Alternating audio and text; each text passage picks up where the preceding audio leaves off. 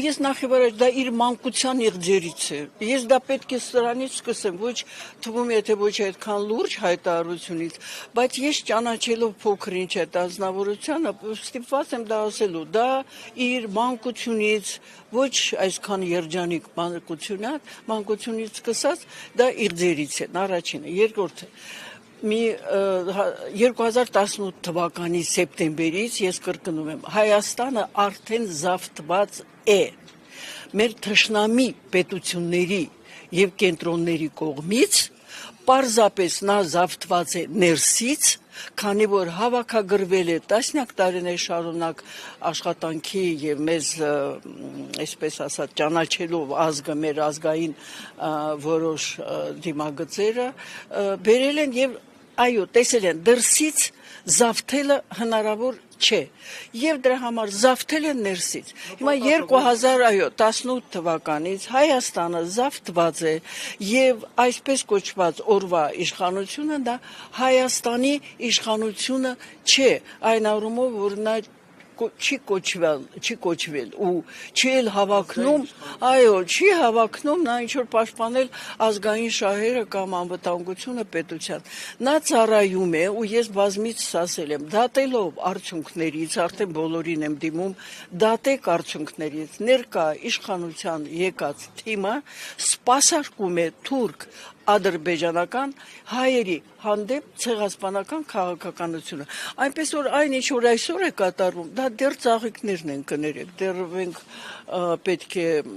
այսպես սպասենք, թե ինչ պտուղներ են տալու, որը այն որ ինքը եկել է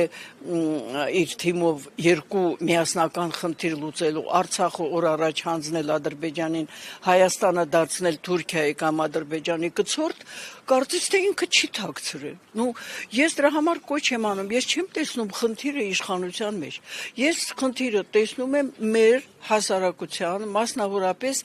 իրական վերնախավը, որը չի կարողանում միավորվել։ Ես միշտ պարծանքով կարող եմ նշել, ես ինչպես պայծառ անձնավորություններ գիտեմ,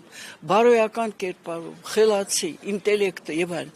բայց եկեք խոստովանենք, որ անգամ այս 7 ամոթալի Հայաստանի եւ հայերի ազգի համար ամոթալի այս տարիներին անգամ միասնական փորձագիտական հարթակ չստեղծվեց։ Էլ ինչի ենք մենք կոչ անում ժողովուրդը միավորվի կամ կուսակցությունները, կրկնում եմ, փորձագետները, ինտելեկտուալը, ես այդ շարքում կներեք ամենահամեստն եմ իմ նշանակությամբ եւ գործունեությամբ։ Ես գիտեմ, որ կան իրապես շատ բարձր ինտելեկտուալ, ինչու չեն միավորվում եւ ինչու մինչ այսօր չունի Հայաստանը, հայությունը, լինի Սփյուռքում, լինի այստեղ ռազմավարություն մոտակա 100 տարվա համար։ Լավ չսովորեցինք հրեաներից, լավ ինչի՞ չեք թուրքերից սովորում։ Եթե ազգը չունի ռազմավարություն, կարճատև ժամկետը 100 տարի, միջնաժամկետը 300 տարի, երկարաժամկետը 500 տարի, նա դառնում է տարածք, որի հաշվին խոշորները եւ ավելի հմուտ այսպես տիրապետող այդ բոլոր ձևերը նրանք օգտագործում են թույլ կողմը եւ օգտագործում են պետությունը ֆիզիկական ոչնչացումից բացի պետականորեն ոչնչացնել ազգը։ Ես էլ եմ շնորհակալ։ Փաշինյանի հայտարարությունների հետևում շատերը տեսնում են, որ քաղաքացիական բախումներ է հրահրում, որովհետև հավատացյալներին եւ ասում են, որ շրջափակեն Բայհարյանը, աղջիկը կաթողիկոսականների ընտրությունը։ Շնորհակալություն։ Ես կցանկանայի ուղղակի անդրադառնայի այդ վերջի հայտարարությանը, այդ ազնվորության, որը որ դեղին թերթիկի լրագրողից այն կողմ լրագրողը ճակերտներով չի անցել։ Նրա բոլոր հայտարարությունները հարիր չեն ամենակղզային մի փոքր պետության ղեկավարի համար։ Հիմա այն ինչ որ ինքը հայտարարում է, ինքը ճշմարտորեն զգում է այն կետերը, որտեղից իրեն սպառնում են իրեն կրկնում եմ, չեմ ասի դավադիր քաղաքականությունը, այլ թուրք-ադրբեջանական ցեղասպանական ծրագիրը սպասարկելու այդ քաղաքականությունը։ Նա ճիշտ նշել է, այո, կլերիկալ, որ ենք խոսում են, դա ուրեմն ոչ միայն այն անձիկ են, ովքեր որ ներկայացնում են եկեղեցին, Սամվել Կարապետյանը դրա օրինակն է, նա եկեղեցական չի, նա հավատավոր է։ Երկրորդը նա նշել է բոլոր ընդդիմադիր ուժերին, որոնք մինչ այսօր փոխարենը կրացնեն իրենց մեջքը, այսպես ասած, ու պաչեն իր ոտի տակը,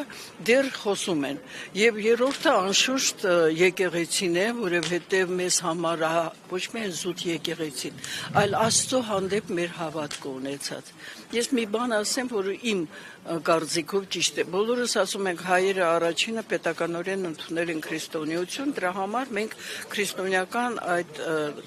արժեքների կրող ենք, սիրելիներս հակառակ, մենք քրիստոնյա արժեքների կրողն էինք, որ առաջինն ենք ընդունել քրիստոնեությունը։ Ինչի այդքան զարգացած ազգեր կային, նրանք չգիտեին ինչ անել։ Պարզապես սա իրոք հոգեկերտված կետ է, մենք խոսում ենք, այստեղ է։ Դա ինչքան ավելի բարոյական եւ ուժեղ է եւ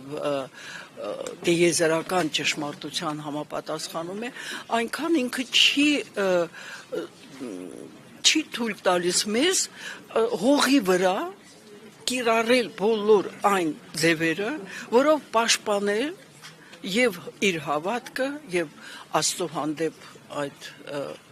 պաշտամունքը եւ երկիր ունենալ եւ պետություն ունենալ։ Ես կարծում եմ մենք պետք է էլի եմ ասում, փնտրենք մեր մեջ բոլոր այս եղելության։ Շնորհակալ եմ։